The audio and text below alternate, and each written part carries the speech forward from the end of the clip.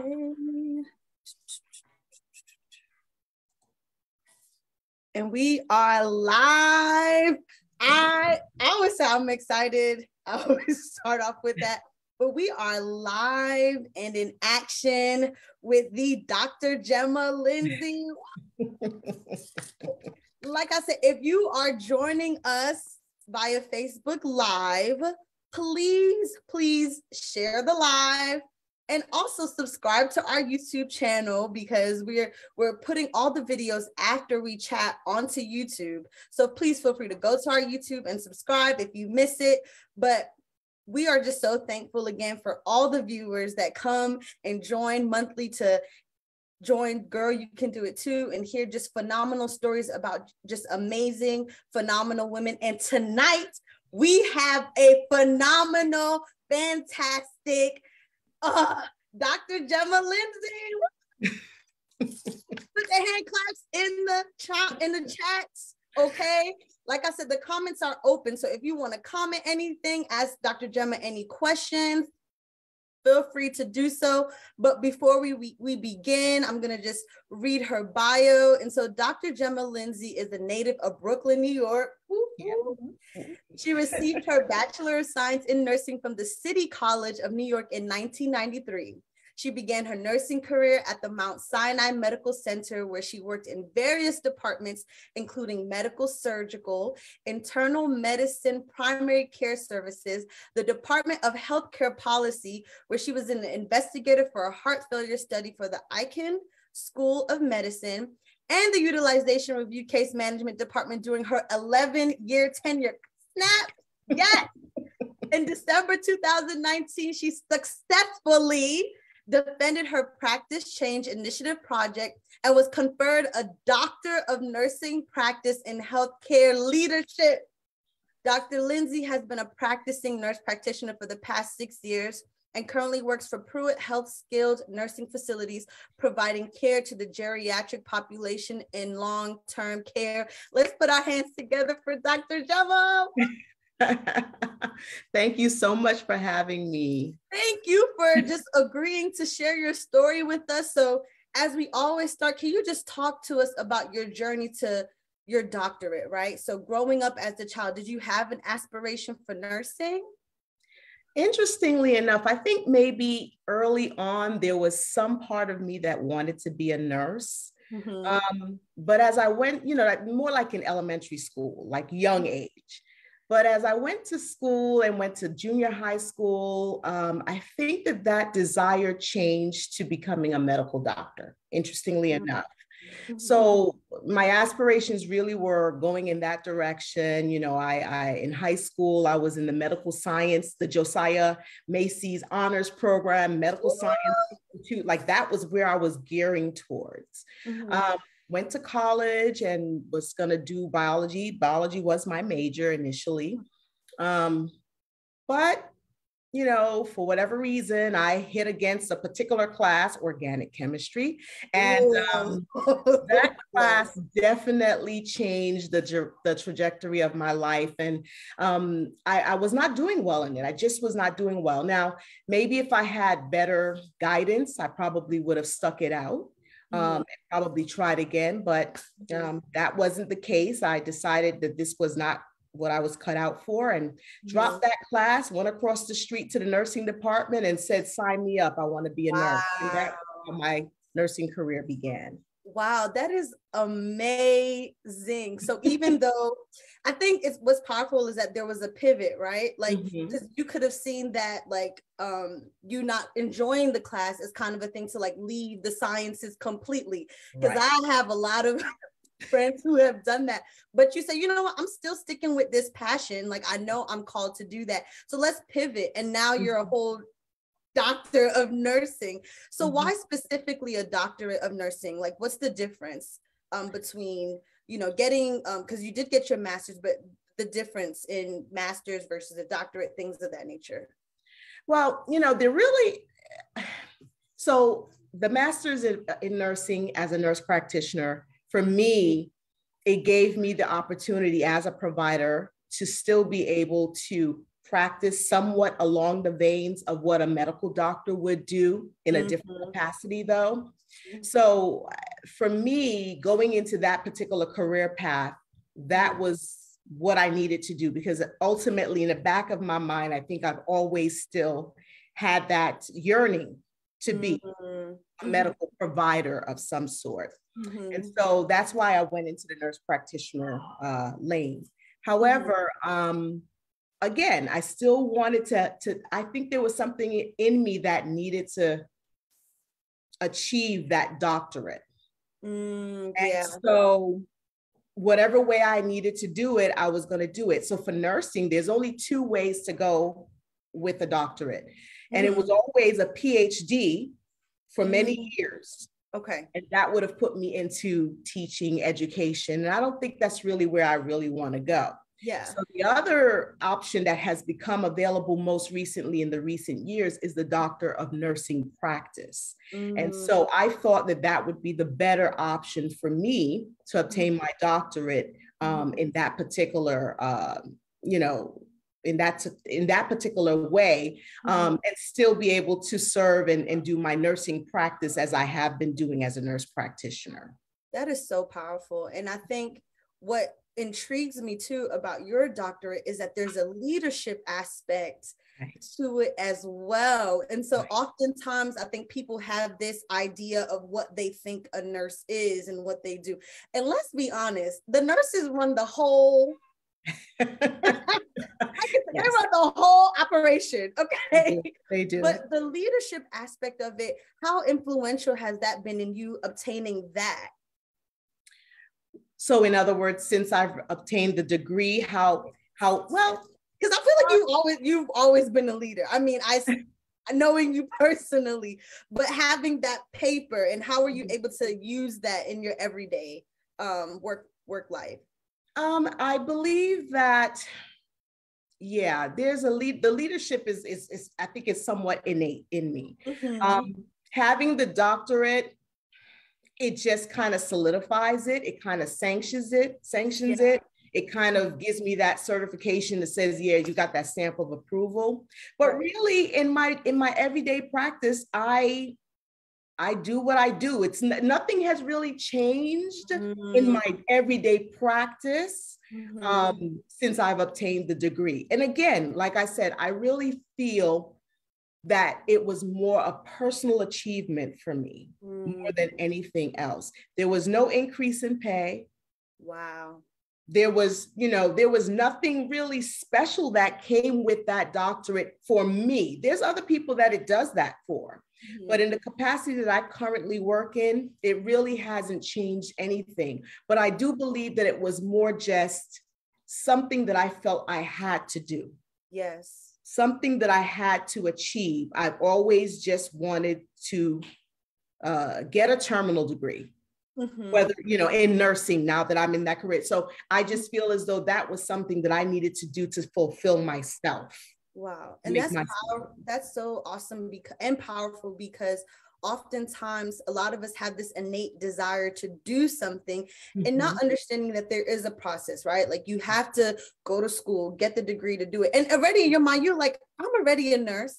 I'm already a leader. But there's that yearning to just get that terminal degree, and knowing that you can do it and you have the capacity to do it, and setting those goals for yourself. That's so important. Setting those goals, setting those benchmarks, and going all the way, with it. And so not only are you a doctor, but you're a wife and a mama.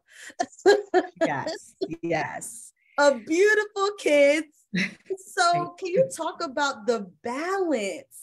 Because mind you, you got your bachelor's in 1993 and you got your doctorate in 2019. So that's a long span of time. And in between those times, you were working, still getting your master's as well, and actively serving in nursing and just killing the game. But how did you manage to maintain? I would have to say it was but the grace of God. Yeah. It was a challenge. Yeah, during the course of me getting my master's degree, I did have young children. My kids were still my oldest was still in high school. Wow. The youngest ones were in elementary school. And my Rachel was pretty much middle school going into high school. And they all had a very busy schedule. They're very, very involved, sports, Exactly. academics. Y'all, her children are phenomenal, but I'm gonna So, balancing that, being in ministry and serving in ministry, yes, being a wife, taking care of myself and finding time to even study. It took a lot, but it was definitely God, the grace of God, but it's also prioritizing. And I'll tell you, I guess there's definitely time management. I'm not going to say I'm the best at that in organization. However, I feel as though when you're determined to do something, the sky is the limit. Like there's nothing that if you really want something, you're going to go after it as hard as you can, even if it means that there are sleepless nights. There are moments where, you want to do something, but you've got to get this particular project done. So when you want something, you make the time, you make it happen. And I think that's what I did. The balancing was just, trying to do it all, but the grace. Like Pastor said, I was graced to do it all. Grace to do it. And you did it. And you're doing it. And it's amazing because one thing my mentor, she always says, it's not a balance, it's a blend. And I'm just like, it's hard to blend sometimes. Absolutely. It's hard to blend sometimes, but that's literally what it sounds like. You blended it. You prioritized what was important, what could wait for a little bit, and then you were able to get it done. And I think it's so important for people to understand that it's okay to work in your own pace or work at your own pace. Don't look at other people, the younger people that's in the program, the older people that's in the program. You stay the course, and that's what you did. You just stayed the course and stayed in your own lane, and it didn't matter how much time it took. Because oftentimes we're scared about time. Right. That's the main thing. So that's just like phenomenal. So during this process, could you talk to about like a person, someone specific that you felt like helped you through the journey? Well, I would have to say the person who really was my ride or die was my husband and my kids. It's marriage of partnership. And so, there were many days that, I'm coming from work. I have studies, I have papers that are due or assignments that are due. Dinner needs to be cooked or whatever the case is. He stepped in, he pitched in. Wow. The children, they understood that I needed to be there for them, but they also needed to be there for me. So they pitched in, they stayed, they did what they had to do to alleviate some of the stress that I had. And so I think that they definitely were the ones, they were my backbone. They were my cheerleaders. And I do believe that the younger ones, the children watching me go through, persevering, just staying the course, as you say. I think that was very important for them to see, because then they realized that mommy has so much to do, but mommy was able to do this. So therefore, there's no excuses for them. Wow, that's powerful. That's powerful, because them being able to see you do it shows them that they're capable of doing it, right? And oftentimes, I know when I was younger, my parents would tell me to do stuff, and I just be like, oh my gosh. But they did it themselves. And so seeing them actively doing it, not only saying it, but doing it was a testament to be like, all right, now. And so that's why you have to be a doer. Like what you say, let that be bond and follow through with it. Even when it gets hard, when it gets challenging, when it gets difficult, keep persevering. And Right. I think for like my generation, we've talked about it on the show before, how we have this like, oh, it's just going to happen mentality, right? Like we don't have to get down and dirty and work hard and fall and get back up, you know, because we live in this social media environment where people are showing you only what they want to show you, right? And so they're not showing you the rise and the grind of how they got to where they're getting. They're just showing you all the pretty things, right? But you being able to stick it out and your kids seeing that, then they're just going to be even like greater. And they're phenomenal. They already are doing that. So that's just yeah, awesome. So as you're navigating through your programs, can you talk about just a low point during getting your doctorate and that specific low point that you faced? What did you learn from it?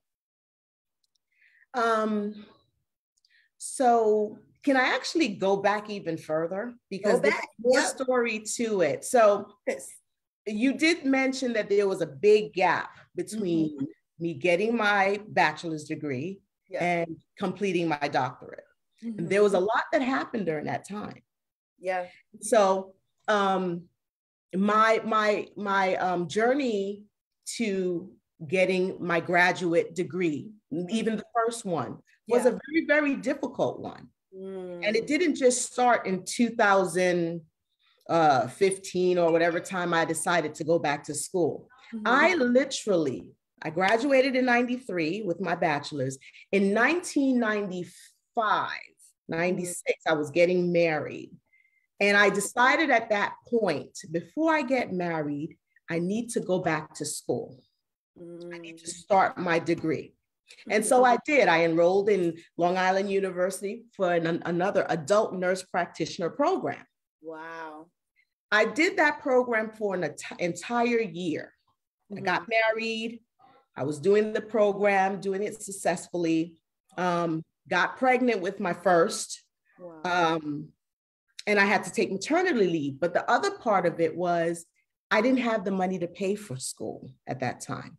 Now, here's the thing. The Bible says that my people perish for a lack of knowledge. It's sad. I didn't know that I could apply for help, loans. I didn't know. So I paid out of pocket for school, not knowing, okay? So, and part of that was because my parents paid for my schooling out of their pocket because they didn't know that they could qualify for government grants or whatever. So what I saw them do, I thought I had to do. So because of that, I failed. I didn't get to finish my degree. That was one instance. I went back, I tried to do a master's of public health. I did that for a year before I left New York and came to Georgia, because initially I even dabbled with the thought of going back to medical school, believe it or not. Wow. So I thought about medical school. I said that wouldn't work. I did the master's of public health for 1 year, decided to move to Georgia, never completed that degree.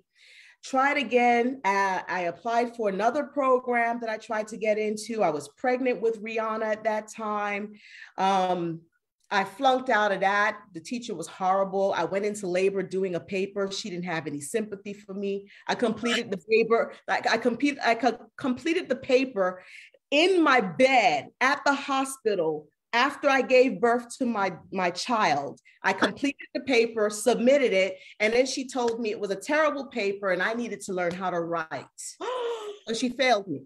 Oh my God. All of these things I experienced, and I was really like, maybe I'm not supposed to do this. Like, I've tried so many times to get this degree that I really want, and it's not working for me.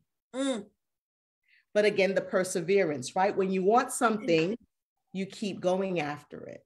So that's not where I left it. I said, okay, I'm going to try again.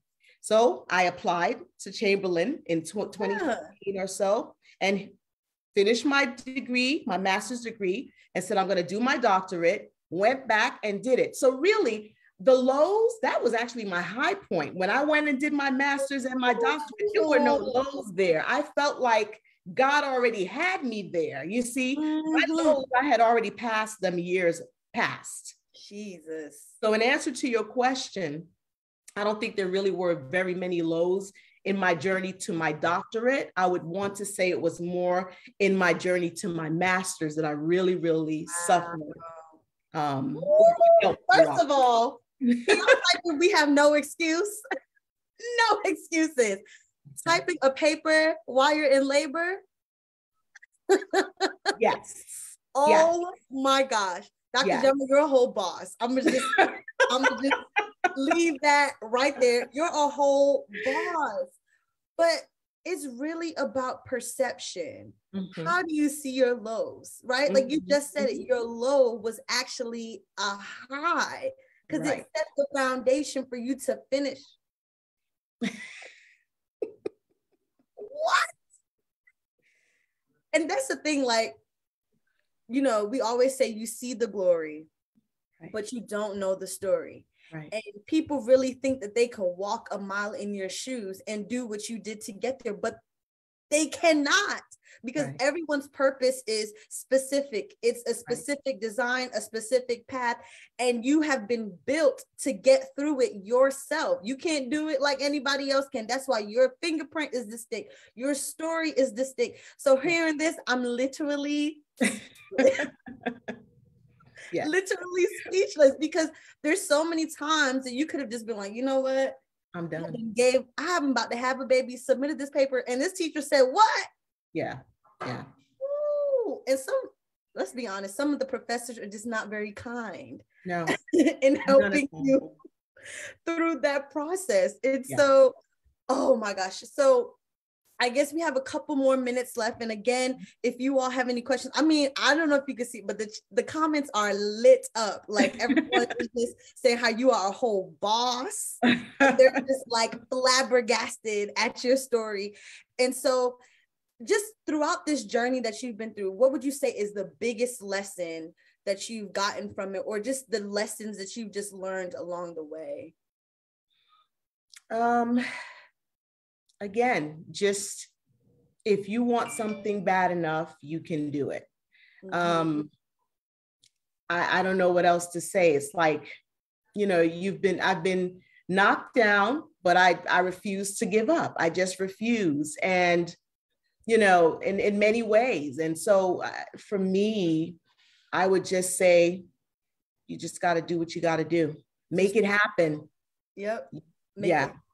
Make your dream happen. No, that's, yeah. And honestly, y'all just watching, oftentimes it is hard to make it happen, especially when you don't have the people around you pushing you to have it, right?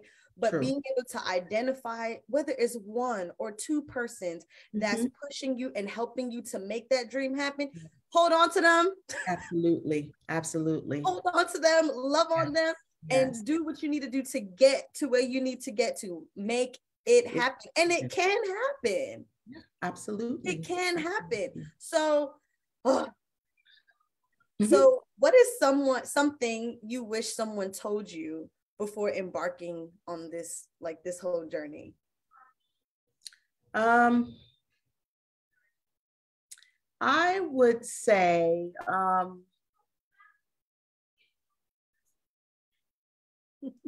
I don't know. I guess if they were to tell me that, you know, it's not always going to be easy, and it doesn't always happen the way you think it's going to happen. Yeah. But we have to realize that, like you said, everybody's experience or their journey is different. And I believe that every experience that we go through, it is a purpose. There's a process that each and every one of us has to individually go through. Yes. So maybe I've looked at my friends, and I've had friends that we went, that first program that I started in New York, they graduated straight away. And I'm looking at them and saying, wow, how come they were able to succeed? And here I am still struggling. But I do believe that those years that I had to go through all of those kind of, you know, disappointments, it was something that built my character. Yeah. And of course, everything that we experience, it is also to help somebody else know that they can still do it. Like no matter what the obstacles that you may be faced with, you're still able to do it if you just persevere. I just think perseverance is the key. And like you said, this having the understanding that perseverance builds character. Character is so key when you're in a position of influence, right? And you are, and I will say that you are a woman of phenomenal character. Like, I don't ever see you sweat or go off on anybody. You are just cool, calm as a cucumber. And I'm just like, Lord, give me the grace.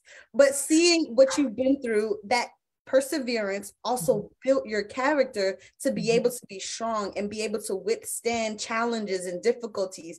That's a part of life. And that is just a testament to what you need and what life does to you to be able to operate in positions of power and positions of influence. So yeah, but we do have a question in the chat before we finish. Okay. It's from Ebony King. She said, was there ever a point when your marriage was put to the test during this process?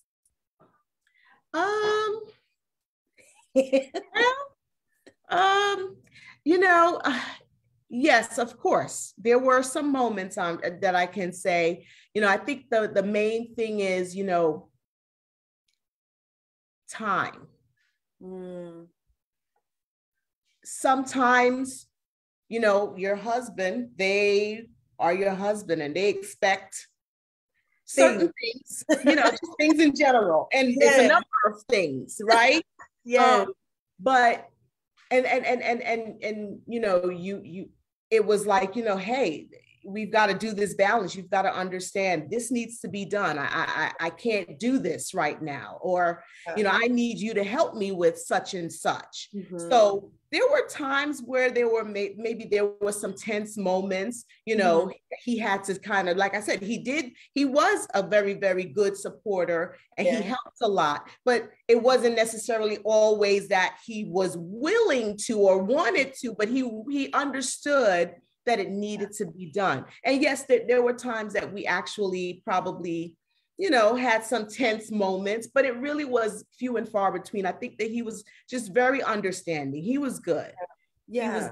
It's so important to have a partner that understands it, right? Because it's only natural, right? When you're trying to achieve a goal and that goal takes up a lot of your time, especially school and work. And so you having a partner that understands it, even though when times get difficult, is just so awesome. And it's a blessing as well. It's such a blessing. So we have a couple more minutes left. Okay. So is there just anything else that you want to just talk to the people, encourage to the people to just let them know that they can do it, whether it's being a doctorate, getting a doctorate in health leadership, or being a mom, being an awesome wife, serving in ministry, doing all the things that you do, even if it's just taking care of yourself. We talk about self-care being so important. So is there anything else you want to just let the people know tonight? Well, yeah, I think it's very important to also remember that you do need to, self-care is very important. I think that we as women tend to forget that. We tend to put ourselves last all of the time. We can get lost in all of the stuff that we're doing, the busyness of life and trying to be everything to everyone and then letting ourselves kind of fall. So as a result, I feel as though we need to always be able to set aside time for ourselves, even if it means just getting away to get a pedicure or a manicure, or just go to lunch by yourself, something. You need to be able to have a moment to yourself, because you can become depleted because of the fact that you're always giving. So that would be my recommendation. I don't always do it. Sometimes I need to be reminded to do the same, but it's something that we do need to keep in mind that we should be. Yeah, I think the quote that comes to mind is like, you can't pour out from an empty cup, right? So you need time to fill yourself, whether it's spiritually, emotionally, you know, like you said, going, getting a manicure, pedicure, a little massage, you know, and if you're a student on a budget, go ahead and take a walk or go to the gym, you know, find something that you like to do. Right. And do it. And do it, because you need that rest time to be able to refuel and then go back into the world and do what you came to do. But Dr. Gema, we love you so much. I mean, I'm sure you're going to go back and watch this on Facebook. The comments are just lit up and we just appreciate you. We love you. We're giving you your flowers today for being a whole boss. And doing it, honey, and doing it every day, all day. We appreciate you. We love you. And can you just let the people know how they can get in touch with you if they have any questions?